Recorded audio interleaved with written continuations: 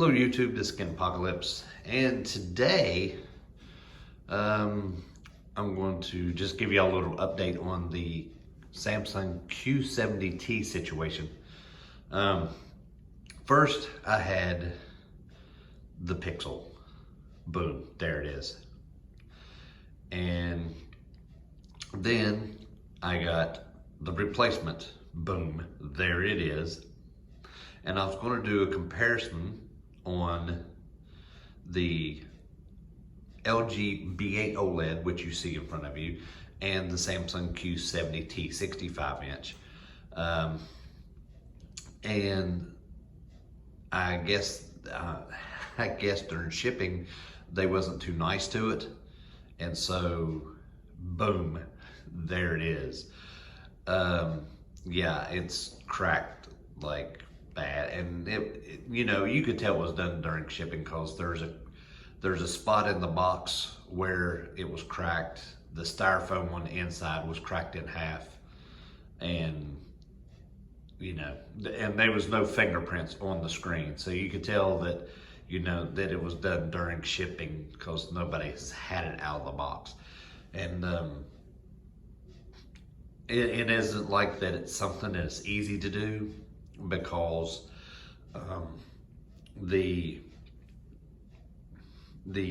packing on these things are they're so intense. Like, they got styrofoam around the top, the sides, the bottom, the front, the back. It ain't like that it's going to get damaged that easy. So of course I had to send it back and wait on a replacement for it because they had no more in stock. But I do not know if I'm going to go the route of the Q70T. It looked great and everything when you was in HDR on Netflix or Disney Plus. It didn't look that great. It looked kind of dulled out. But like, if you done anything else, if you played it on the UHD player, the standalone UHD player, or you played it on Vudu, everything looked great. If you played on Amazon Prime, of course, Amazon Prime is HDR10 plus with their content, which is one of the only ones that do it. Was kind of hoping that Netflix would go. Netflix would go like full force with HDR10 plus and Dolby Vision, because there's a lot of TVs out there now that's starting to add it, like Hisense. Believe it or not, the newer model Hisenses actually have HDR10 plus and Dolby Vision. And also Vizio has went that route. They're HDR10 plus and Dolby Vision, which is really awesome. And the rumor is TCL is getting ready to do HDR10 plus and Dolby Vision. I could only hope that they would do that. That way, you're not stuck with one format or the other depending on the TV. But I know that Samsung, of course, they're not going to ever do Dolby Vision because HDR10 plus is their baby. That's their format that they choose. That's the one they're behind. So, good luck to them. Honestly, if you ever watched anything in HDR10 plus, it looks the same as Dolby Vision. It really does, depending on the TV that you have. And I think 90% of that is the TV that you have. Say I had the Q70 and it looked good. It didn't look as good as Dolby Vision on the Q70, but if you would go up to Q80T or especially Q90, it looks the same, identical as Dolby Vision, which is a stride in itself, because Dolby Vision, really proud of Dolby Vision because the way they do things. All the movies and everything look super sharp in Dolby Vision. So now I'm back with the OLED, the B8, that I was going to compare the Samsung to. I'm kind of in between. I do like OLED. I'd love to have a C9 or a CX 65 inch. I got a 55 inch here. And even though 55 inches, looks outstanding, it's not big enough for the room that we're in. And that creates a hassle because, well, I guess I'm kind of picky. It is big enough for the room we're in, but I want it bigger because I want that full movie experience. And what better way to immerse yourself into a movie than having it play in Dolby Vision on a 65-inch OLED TV. Now you could choose your preference. You could choose LG OLEDs or you could go for the Sony OLEDs. Both of them looks the same to me. Actually, honestly, I think Sony has better motion on the OLED, but I believe LG has the better color on the OLED. And I believe that wholeheartedly. I've seen the AAH and the LG B8 side by side before, and excuse me, and that holds true. I think the LG has better color for whatever reason.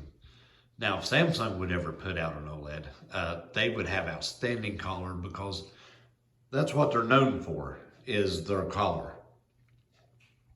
So, let's see here.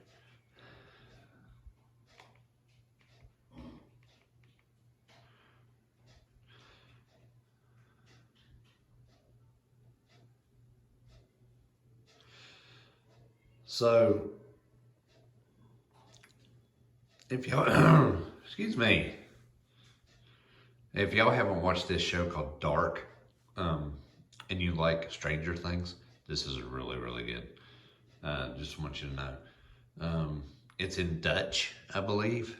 I think someone told me it's Dutch, but when you watch it, they dub it over with, English voices. So, and it's very, very interesting, very, very well thought out. So, I'm just throwing that in there for a tidbit. Anyway, I don't know if, like I said before, I don't know if I want to go back with the the Samsung Q70. I might go to a Q80. I'd like to go to a Q90 because a Q90 is their top of the line 10,000. Let's see, their contrast ratio is at 10,000 something. So, it looks like it's got good black levels. But the only problem with going that high, and their peak brightness is like 1,500 nits. The only problem with that is when you get on a movie, it's not going to be as detailed because of all the bright highlights is washing it out.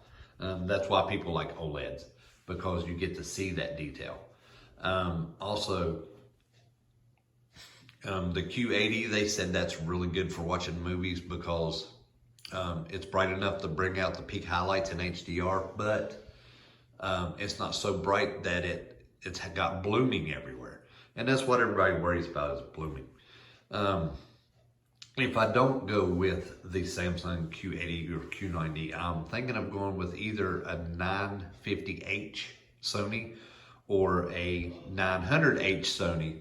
The only problem with the 950H Sony is it's not future-proof at all. It has the X1 Ultimate chip in it.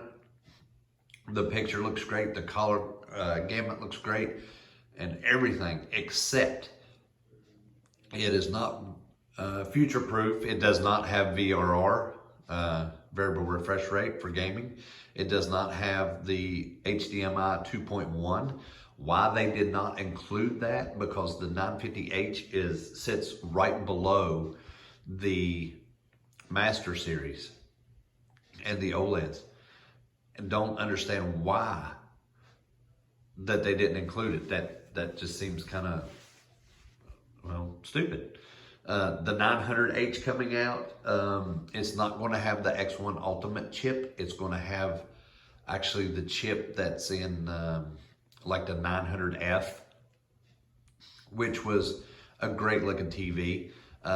Don't know quite the specs on it yet. I'm sure the peak brightness was going to be decent, but it's going to have VRR and it's going to have HDMI 2.1, which is, great for future proofing. And by future proofing, the 2.1, I'm talking about, you know,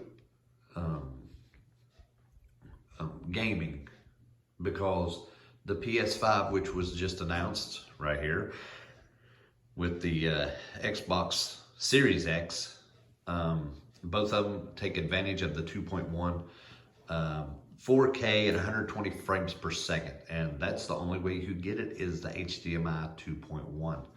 So why Sony would choose not to do that in one of their best TVs, I don't know. Why they did it in a TV that's, you know, it's still going to be a TV, but it's not going to be like a flagship TV. With a lesser processor to beat all. So it's going to be between those. Of course, if anybody's caught one, and I haven't been able to, the TCL 8 series, which is that TCL monster of a TV, has been marked down to $9.99 off and on. It'll go back up to $12.50, then it'll go back up to $15, then it'll go all the way back up to $2,000. So right now, during Best Buy's holiday, Father's Day sale, Grads and Dads is what they're calling it, you can get it for $9.99, which is awesome. It really is. That is an awesome TV, awesome color, awesome brightness. The QLED panel that they have in that is second to none. Sometimes it is too bright for its own good, though. I have seen that. Like, you'll get in a scene that's supposed to be fairly dark, but it'll be so bright that it just doesn't look right. But I mean, that was out of the box. So I mean, I'm sure you can sit there and tweak it to how you want it. And I mean, I guess that's good about that TV, because you want to be able to have a lot of features, and with the Roku system that's built into it, I think it'll be very, very good. So if you can get a chance to pick your one up, they're 65 inches for $9.99, and that is outstanding. But anyway, I just wanted to get on here. I was planning on doing the comparison between the Q70 and this OLED, which kind of would have been an unfair comparison because of the outstanding picture on the OLED.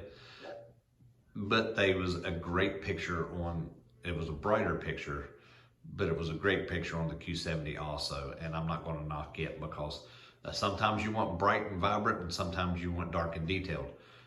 That's just preference to people, and depending on the movie that you watch. But anyway, I'll keep y'all updated on which TV that I buy. I'm going to put a poll up later to see what y'all would like to see, which TV y'all would like to see on my next video.